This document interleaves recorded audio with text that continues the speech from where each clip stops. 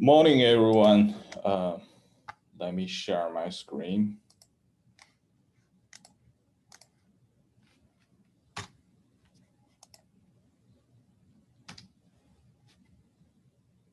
So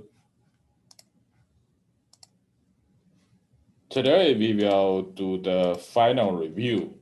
The final review includes 10 questions, and we will have 7 of them in the final examination.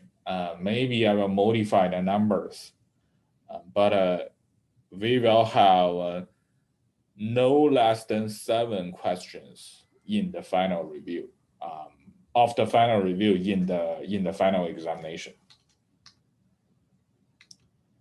So the first part is the pipelining. No, we just start. The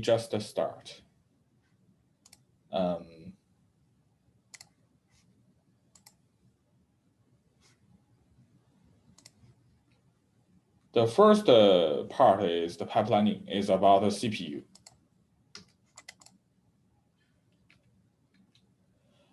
Particularly, we will cover the 5-stage pipeline. The 5-stage includes the instruction decoding. Instruction fetching, instruction decoding, execution, memory visit, and write back. So this is the first stage, which is the instruction fetch. So I will cover some details like what's the function of this mux, and what's the function of this adder. So basically, during the instruction fetching, we need to read an instruction from this instruction cache. The first step is to calculate the address of the instruction, which instruction we want to read.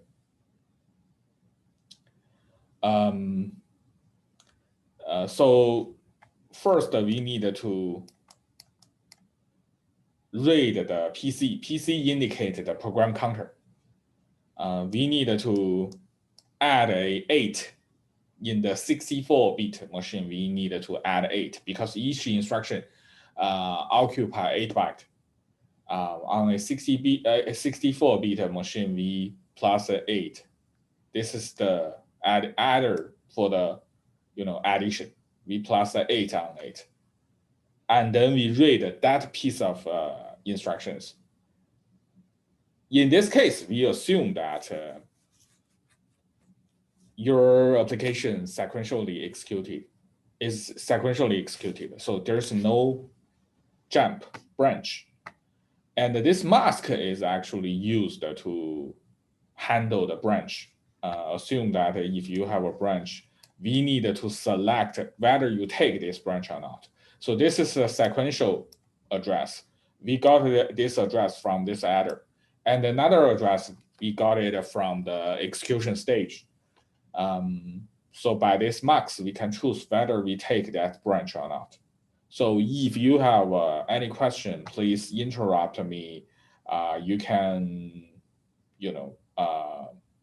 send me the question from the chat. This I indicated offset. Either it's 8 or 4, based on whether you execute your application on 64-bit machine or 32-bit machine. So in this particular example, we assume this is 64-bit machine, so this is 8. So the function of the adder is to add that 8. The function of the mask is to select between whether add 8 or add offset if you have a branch.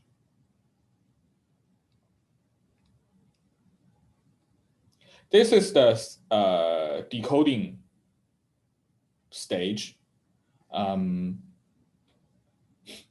So we have the register file. during the decoding in the decoding stage, we need to read the value of register A and register B, and get it ready for the next stage, which is the execution. So I may ask, what's the destination register and the data for? So the data is for the write back. When you calculate the result of this A plus B, when you get the result of C, you want to write the value of C here. But the destination register is C. Assume that A is 1, B is 2. So the value of 3 is the value of C is 3. Then the data is 3. The destination register name is a C. Okay. So in this way you can update the value of C.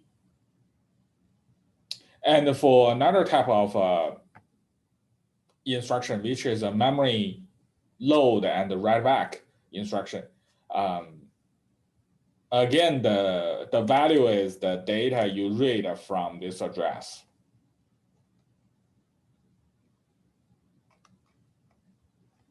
The data for the memory visit instruction is the value you read from that piece of address, and the destination name is also C. So this is the execution stage. We have, of course, a ALU, which can support your multiplication, addition, subtraction. A lot of operation can be done by the ALU. But we have another mask here. What's this mask for? The mask is used to select between the register B and the immediate value. For example, we have two types of instruction. One is addition between two registers. The other one is addition between a register and a immediate value. So this mask is used to select between the immediate value here and the register B here. You can choose between them and send only one of them to the ALU. And in this example, we treat the ALU as a adder.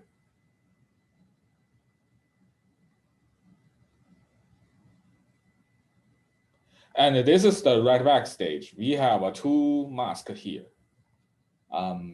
What's the function of these two masks? For the first mask, it selects between the ALU result and the load data.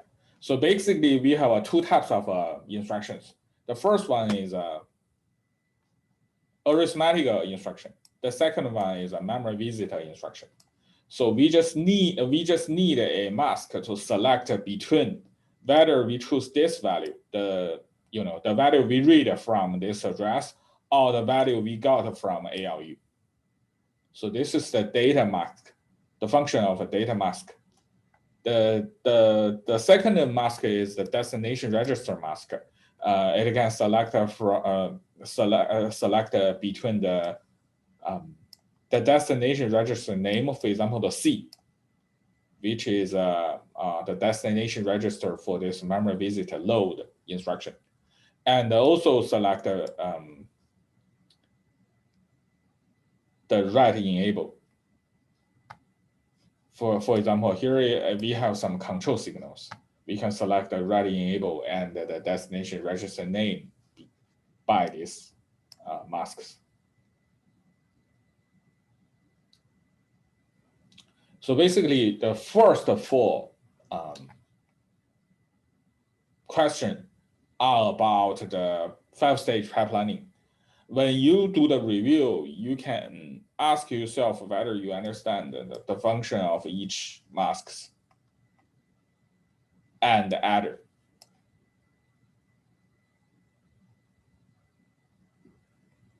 If you can understand them, I don't think you have any problem in the final examination about the 5-stage pipeline.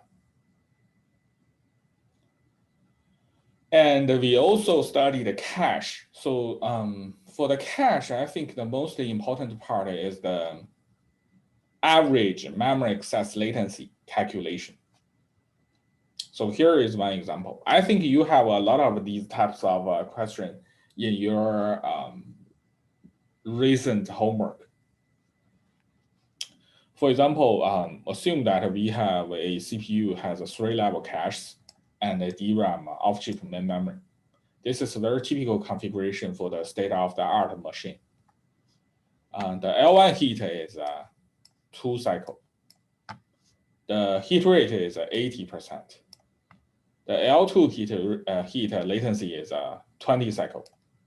The heat rate is 60%. The L3 heat latency is 60 cycle, and the heat rate is 40%.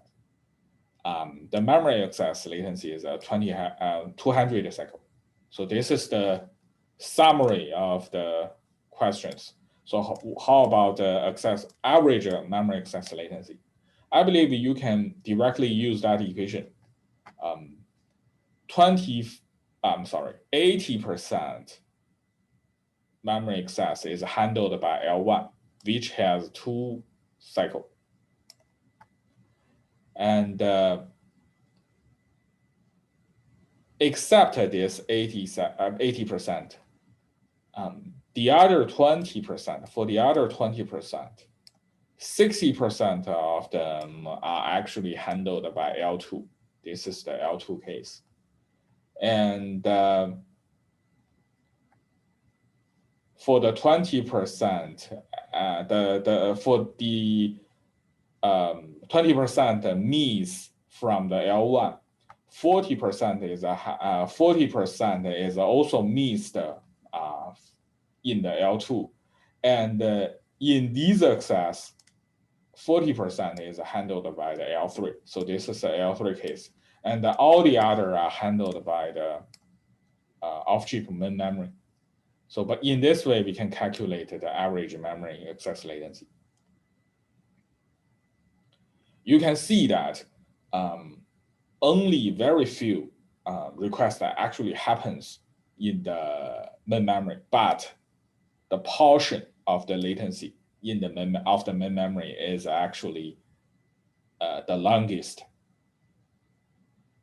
Any question about this? I think we have a lot of this type of questions in the recent homework. And this is a very simple one.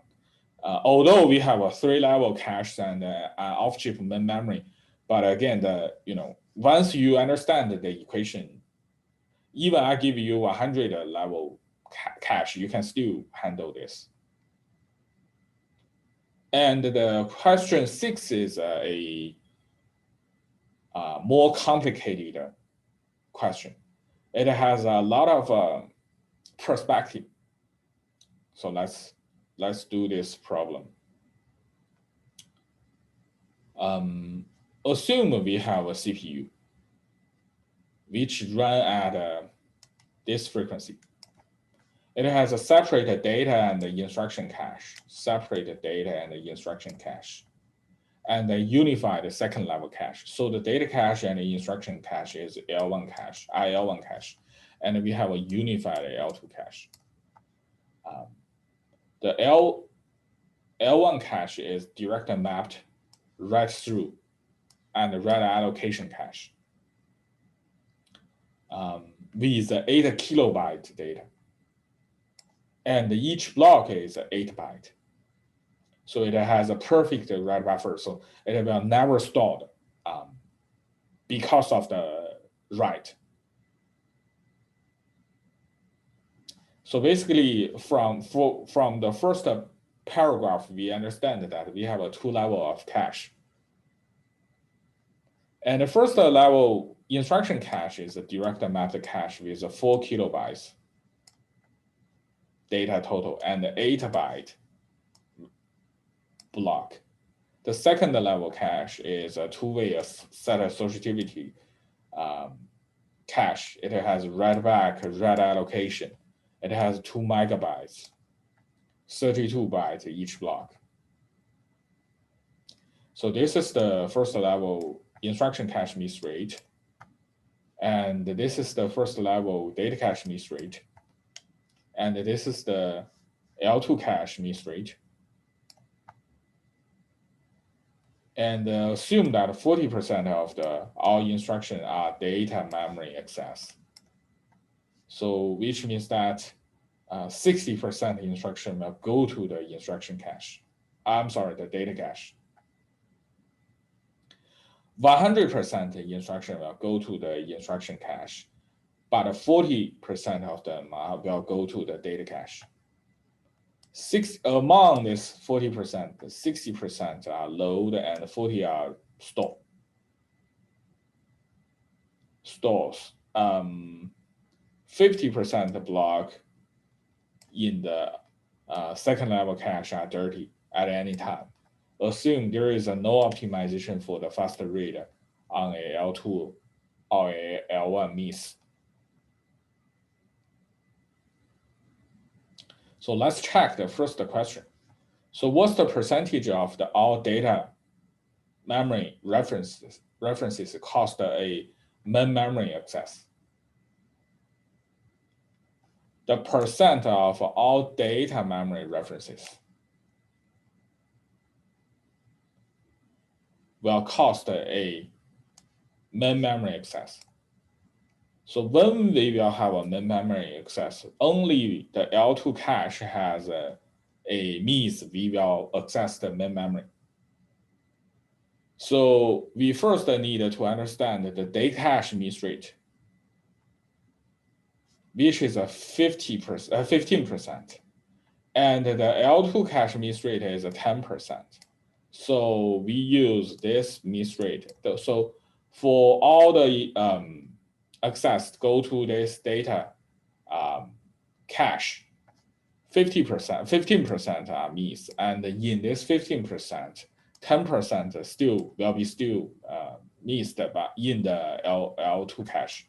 So this is the percentage of all data memory references cost the memory access. So the reason why I say this question is complicated is because it will give you a lot of information, but you need to distinguish each piece of information is useful. Actually, the answer is very simple. You just need to look up the L1 data cache miss rate and the L2 cache miss rate. But it can give you a lot of redundant information to misguide you.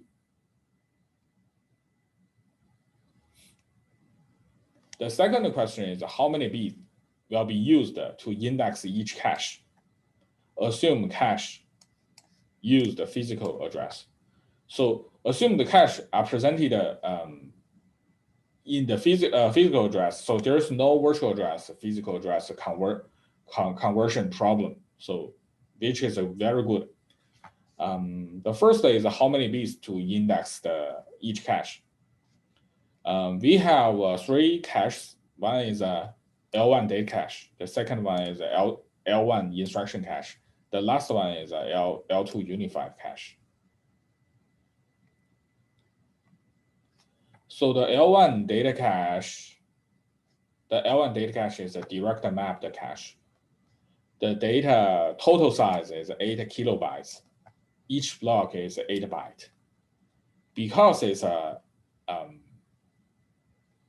direct map cache, we can use the total size divided by the block size, and then we get this value. This value is the index. So it has a 1K index. How many bits I need to represent this 1K? 10 bits. So if you have difficulties understand this, you can check this figure.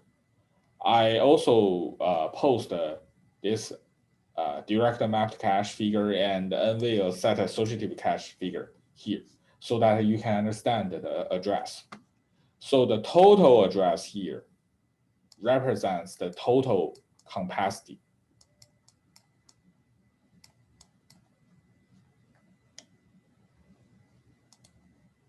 of the main memory. And this is the main memory capacity. These bits indicate the capacity of the cache. This is the cache capacity, total cache capacity.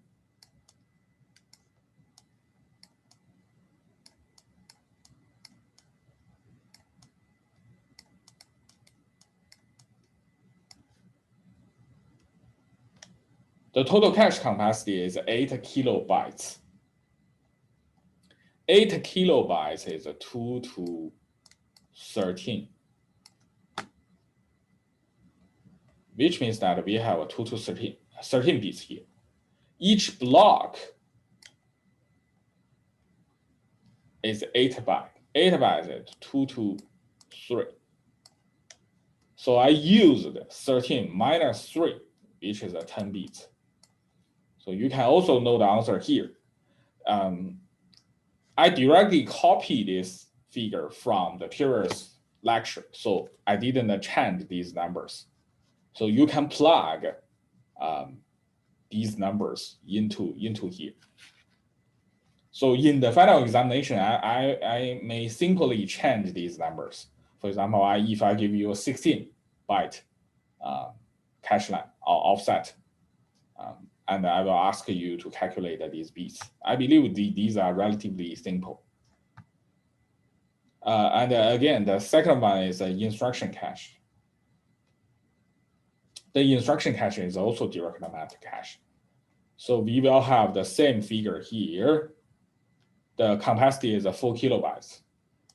4 kilobytes is 2 to 12. Again, the offset is still 8 bytes, which is 2 to 3. I'm sorry. Then we have a 2 to 9. We have a 9 bits. The last one is a L2 cache. L2 cache, it has 2 megabytes. Block size is 32 bytes, but it's a two-way set associativity. So I also post, the two-way set associativity here. First, you need to understand the way. And coincidentally, this figure also shows the two-way. So you have a way here, and you also have a way here. And this address is only for the address for one way. So you first need to use this number, which is a 2 to 21 divided by 32, which is a 2 to 5. And then you have a 2 to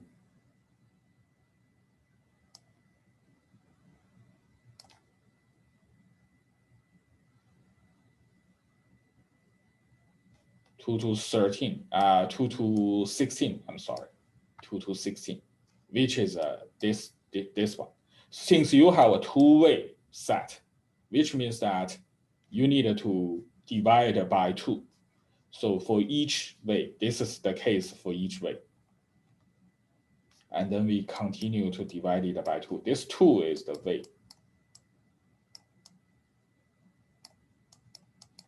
So each way we have 2 to 15 set.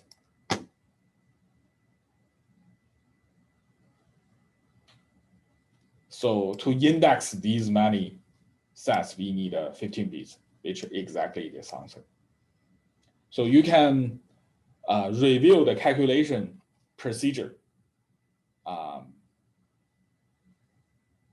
with this figure.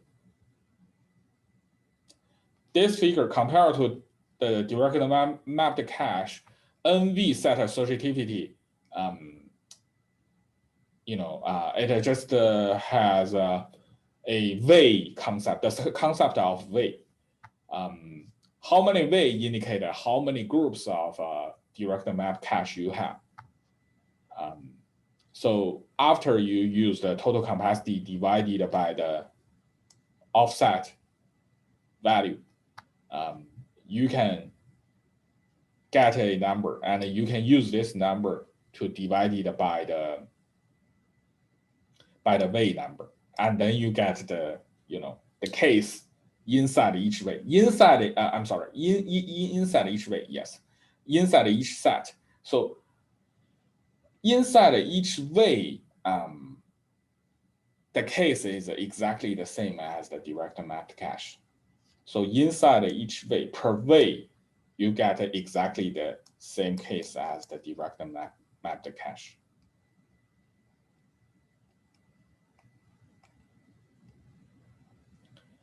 And the C part is how many cycle can the longest possible data memory access take.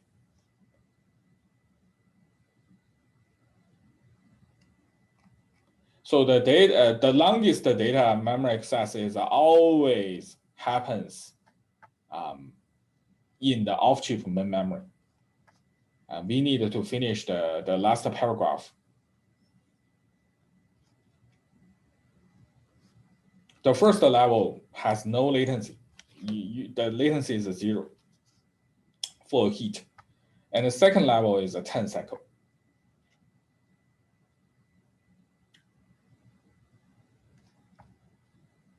For example, if you have a L1 miss, then basically the penalty is a 10 cycle, because if this piece of data will be hit in the L2 cache, then it's a latency is a 10 cycle. The main memory access latency is a 100 cycle. To the first bus bit with data. So here we consider the bus, the function of the bus. The memory can deliver a consecutive bus with data. For example, if the bus is 128 bit, each time you can only receive 128 bit. So all the memory access happens sequentially. So an access to one memory location must complete before another access to another memory location can begin. So which means that you don't have a memory level parallelism. Each memory access is sequentialized. And the bus bit is bus width is 128 bit. And this is the memory to L2 cache. And the bus width for between L1 and L2 cache is 64 bits. 64 bits here is exactly 8 byte, which is similar to the which is exactly the same as the block size of L1. So each time by this bus, you can receive the entire data in one cycle. Assume there's no TLB problem. So you can see that these information can give you a perfect environment to calculate the latency here. So the longest latency will happen if you have a L2 miss and you have a write back. So this is the L1 access. This is a L1 miss. This is a L2 miss.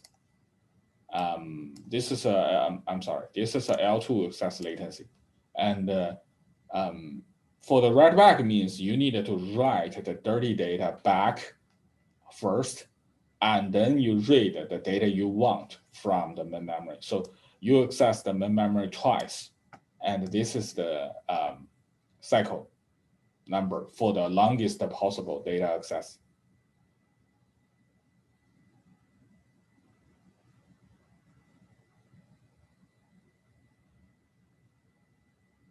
And although the memory access latency is 100, the first bit take another extra 1 cycle. So we plus a 1 here, then the memory access latency is actually 100 plus 1.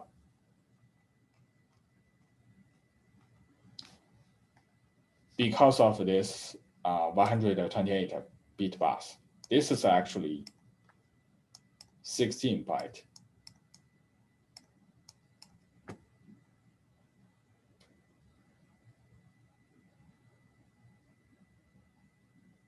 And the block size of L2 is 32 byte, which means that you need a 2 cycle to complete one request. To wait for the first request, you need a 100 cycle because the memory access latency is 100. And the bus can consecutively feed you the data, so you use U plus 1. So the total memory access latency is 101.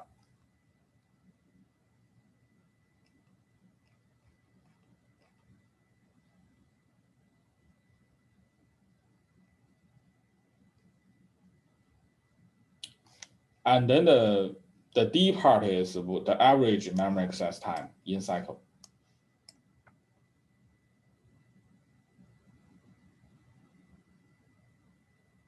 So you can use the traditional equation of the L1 heat, L2 heat rate, L1 heat rate. You can use those equations to calculate this.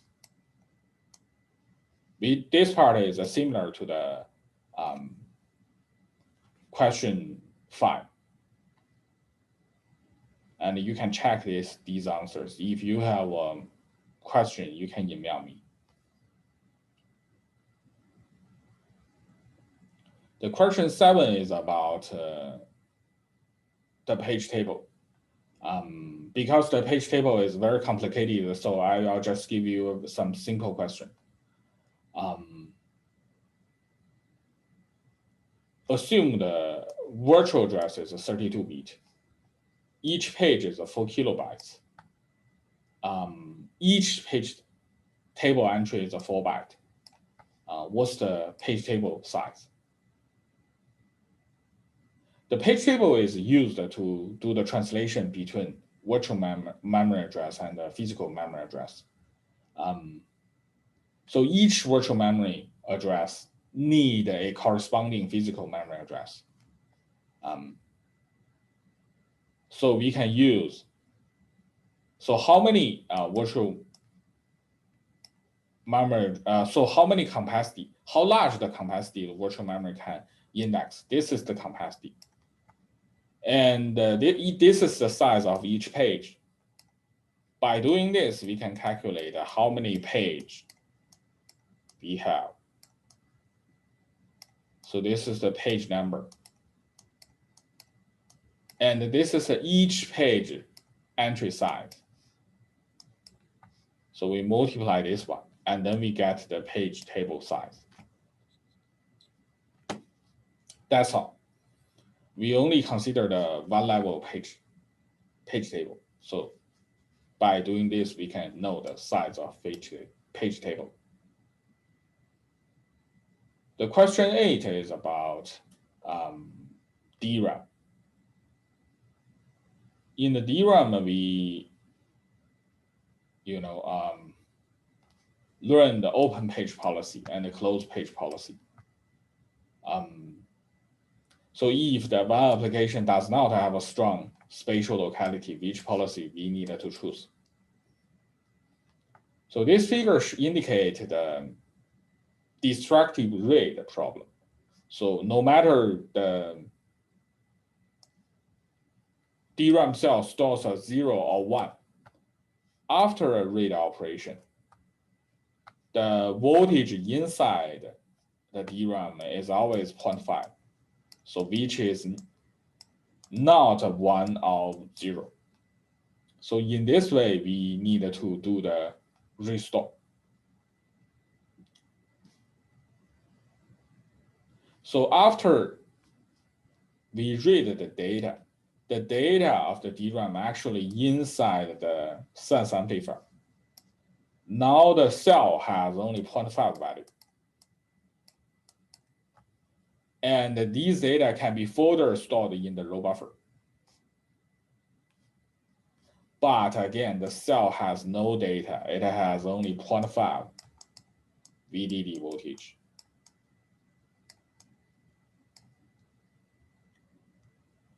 So during this time, at this time, we have two policies. One is the open page policy, which means that we keep it in this way. So we keep the data in the row buffer. Why we want to do that? Because we assume if the application has very strong spatial locality, next time the application can hit inside this row buffer, then we can directly return the data from the row buffer. We don't have to read the cell anymore. And this is the case if the application has a strong spatial locality. And this is so-called open page. We always open this page. We store the data in the row buffer for the application. And if the application has no spatial or less spatial locality or very small little spatial locality, we prefer to write the data back, do the restore to the DRAM cell, because next time we will open another row. This is only one row. Because it has no spatial locality, next time it may open this row. So in this case,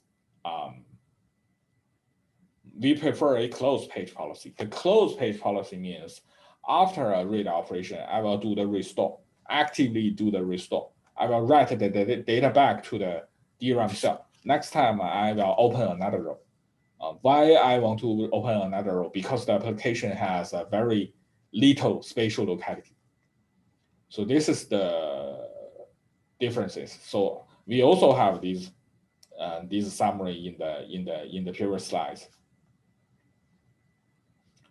Open page is very good for the application has strong spatial locality. Closed page is good for your application has no spatial locality. For example, random access.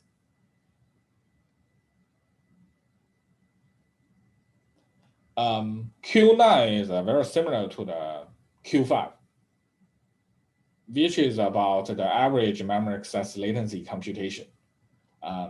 Besides the cache, we also consider the memory level parallelism here. And I believe I developed this Q9 based on Q5. So I just add a memory bandwidth here. I'm sorry, memory level parallelism here. The same as Q5, we also have a 3-level cache and a off-chip main memory. We have the heat latency and heat rate for each level of cache. And we have the memory access latency here. The difference between Q9 and Q5 is that we add a memory level parallelism.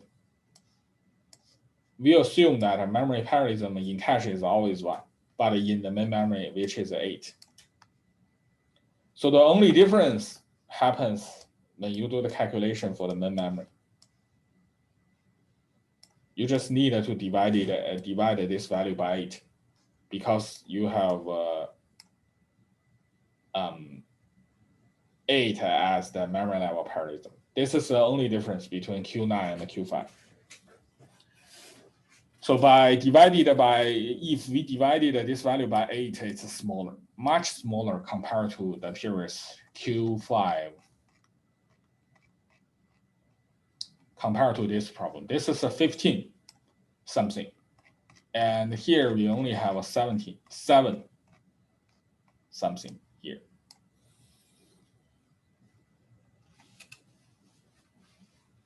The last question is about the direct mapped cache and the fully associated cache and the set associative cache. I believe when I talk about how to calculate the address here, many of you still do not understand what I'm talking about, but I strongly recommend you should,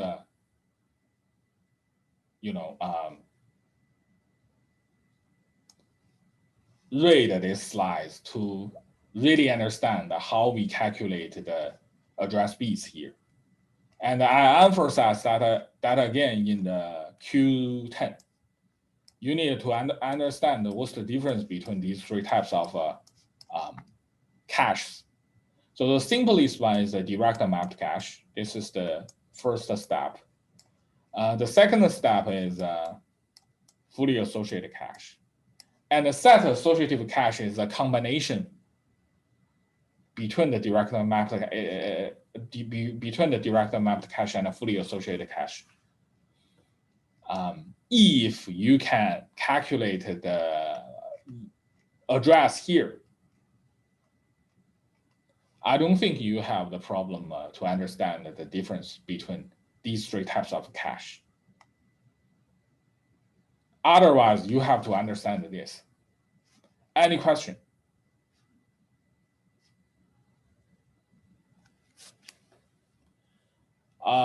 If no question, I will post this video and slides on Canvas immediately when I have them.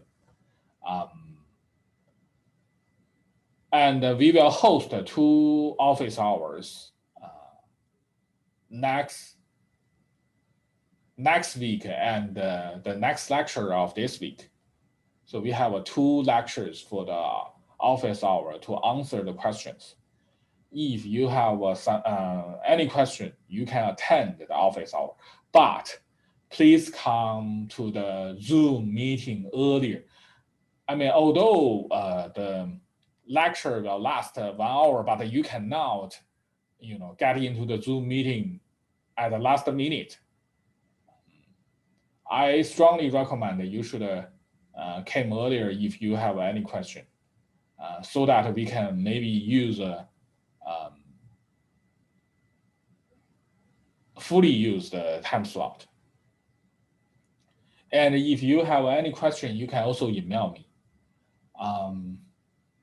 If you have any question about the grading for your homework, for midterm,